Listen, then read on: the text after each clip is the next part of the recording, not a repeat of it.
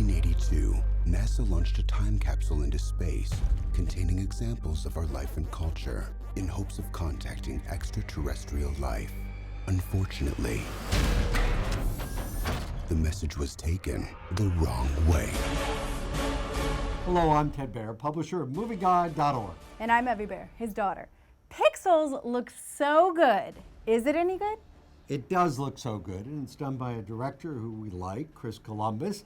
It stars Adam Sandler, and you know, it's a pretty good movie. But the beginning of it is a little slow, and then it picks up, and then it becomes fun.